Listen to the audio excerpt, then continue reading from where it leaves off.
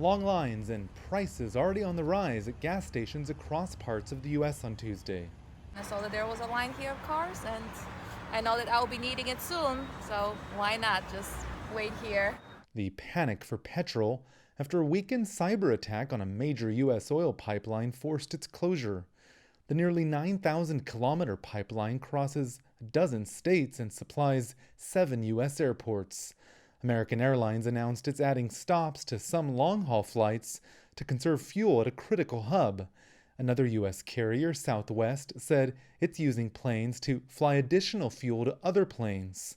The pipeline's operator, Colonial, says it hopes to fix the problem by week's end.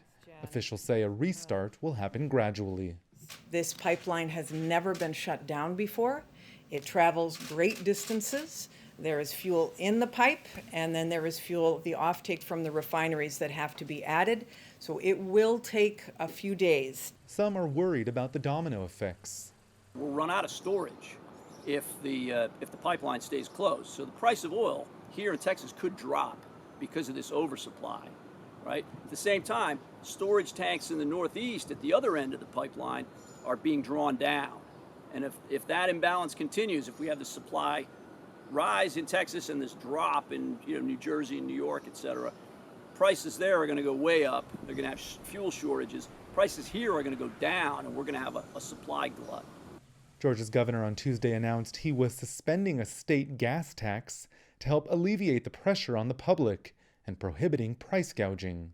Meanwhile, there's concern the ransomware attack has further exposed U.S. vulnerabilities. In New England, we get 60% of our electricity from gas that's brought into the region by pipeline, and yet they don't have the same level of standards of cyber protection for the pipeline system that we have for the grid.